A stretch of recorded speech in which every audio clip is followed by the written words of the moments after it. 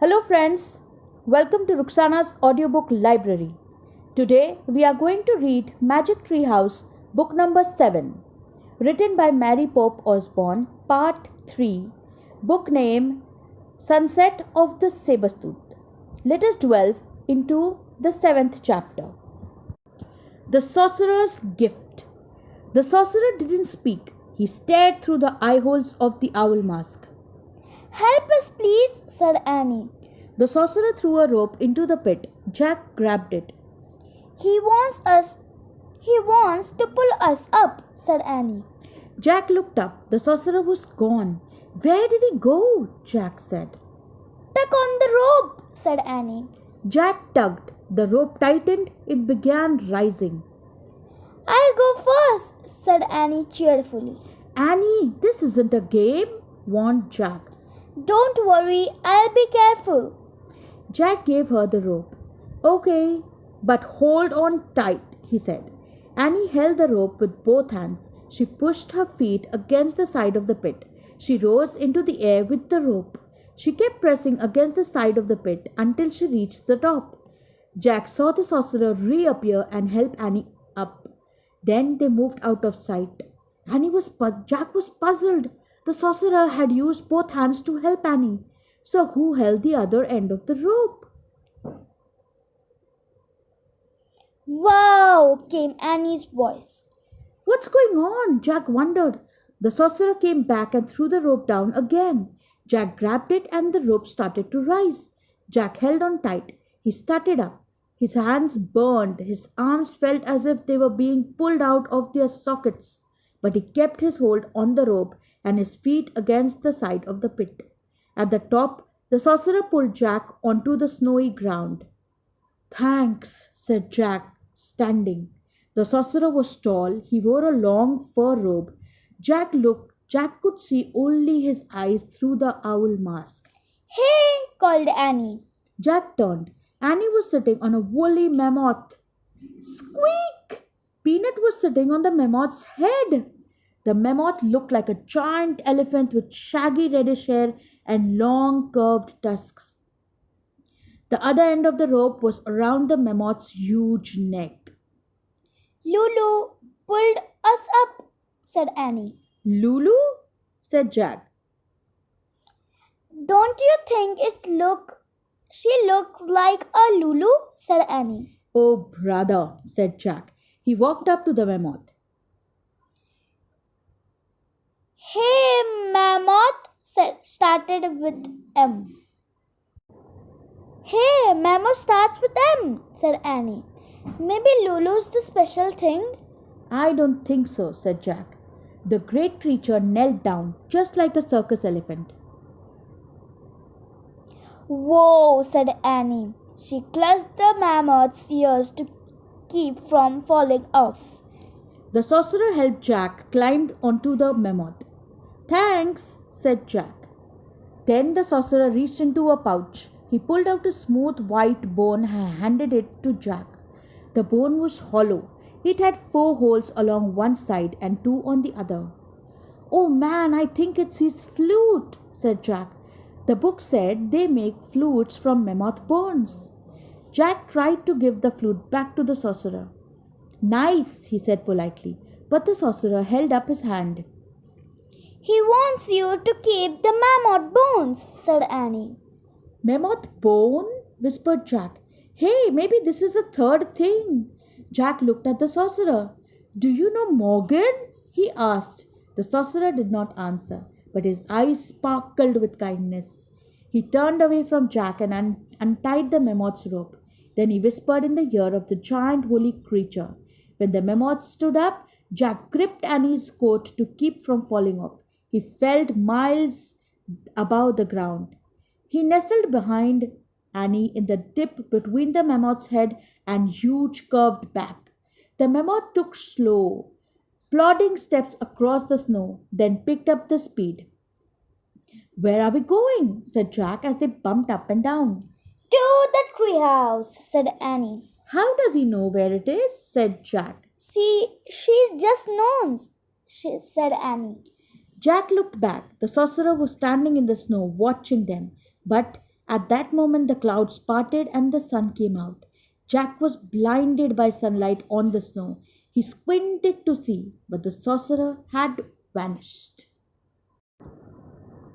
Chapter 8 The Great Parade.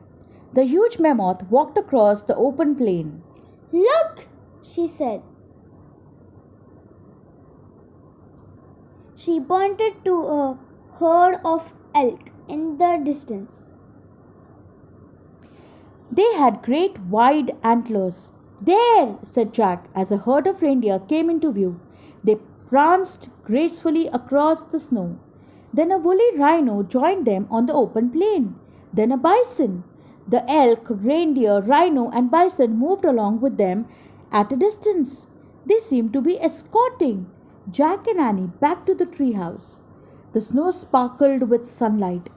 This is a great parade, Jack thought. Fantastic! They were getting closer and closer to the grove of tall trees.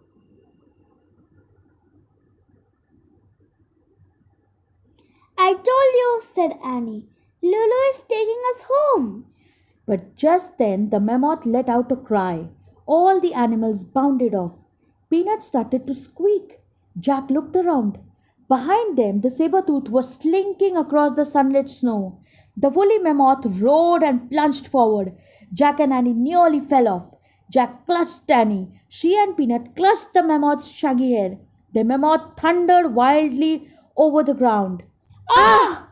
Jack and Annie yelled. The mammoth charged to the grove of trees, but the tiger had circled around the trees. He stood between the tallest tree and the mammoth. They were trapped. The Sabertooth began moving slowly toward the mammoth. The woolly mammoth roared fiercely. But Jack knew a Sabertooth could kill any creature, including a mammoth. The huge tiger's head was down. His burning eyes were fixed on the mammoth. His long white fangs glinted in the sunlight. Chapter 9 Master of the Animals. The Sabertooth crept forward. Jack stared in horror.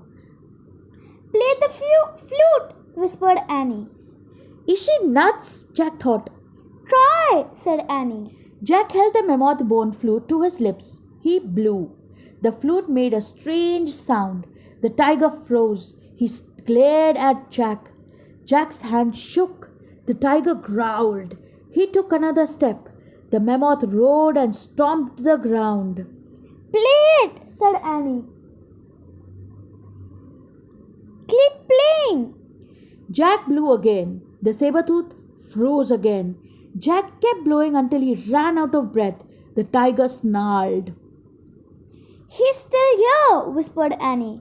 Keep it up. Jack closed his eyes. He took a deep breath, then he blew as hard and as long as he could. He covered and uncovered the holes on the bone. The music sounded strange, as if it were coming from another world. He's leaving, Annie whispered. Jack raised his eyes. The Sabertooth was slinking off toward the cliffs. We did it, said Annie. Jack lowered the flute. He felt very tired. The mammoth waved her trunk happily. To the treehouse, Lulu, said Annie. The woolly mammoth snorted. Then she lumbered over to the tallest tree. From the back of the mammoth, Jack grabbed the rope ladder. He held it for Annie. She stroked the mammoth's giant ear. Bye, Lulu. Thank you, she said. Annie grabbed the rope ladder. Then she started up. Peanut climbed up too. After they disappeared into the treehouse, Jack climbed onto the ladder. He looked back at the woolly mammoth. Bye, girl, he said. Go home now and watch out for the Sabertooth. The mammoth walked away into the sunset. When Jack couldn't see her anymore, he started up the rope ladder. He pulled himself into the treehouse. Ta-da! Said Annie. She handed the Pennsylvania book to Jack. Jack smiled. Now he was positive they had found the third M thing. Their mission was complete. Before we leave, we have to give our coats back, said Annie. Oh, right, said Jack. They took off their reindeer skin coats and dropped them to the ground. Brr, said Annie. I hope the Cro-Magnon people find them. Jack stared out the window. He wanted to take one last look at the prehistoric world. The sun was setting behind the hills. 4 people were crossing the snowy plain. It was the Cro-Magnon family. Hey! Shouted Annie. Shh, said Jack. The Cro-Magnon stopped and peered in Annie and Jack's direction. We left your reindeer skins down there. Annie pointed to the ground. The tallest person stepped forward and raised a spear. Time to go, said Jack. He grabbed the Pennsylvania book. He found the picture of Rock Creek and pointed at it. I wish we could go home, he said. Goodbye. Good luck, Annie called, waving out the window. The wind started to blow and the TreeHouse started to spin. It spun faster and faster. Then everything was still, absolutely still. Chapter 10. This Age. Birds sang. The air was soft and warm. I hope they find their coats, said Annie. Me too, said Jack. He pushed his glasses into place. Squeak! How did you find the saucer? Annie asked Peanut. Squeak! It's a secret, huh? Said Annie. She turned to Jack. Where's the flute? He held up the mammoth bone. Then he placed it on the M carved into the floor. Next to the mango from the rainforest. Next to the moonstone from the time of ninjas. Moonstone, mango, mammoth bone, Annie said. We need just one more M thing. Then Morgan will be free from her spell. Tomorrow, said Jack. Annie patted Peanut on the head. Bye, you, said Annie. She started down the rope ladder. Jack gathered his things. He paused and glanced at the mouse. She stared at him with big brown eyes. Thanks again for helping us, he said. Then he climbed down the rope ladder and jumped onto the ground. Jack and Annie ran through the Frog Creek woods onto their streets. Their neighborhood looked rosy in the sunset. It's great to be back in this age, Jack thought. Warm and safe and almost home. I'm glad we don't have to go hunting for dinner, he said. Yeah, Mom and Dad already did that, said Annie, at the supermarket. I hope they trapped some spaghetti and meatballs, said Jack.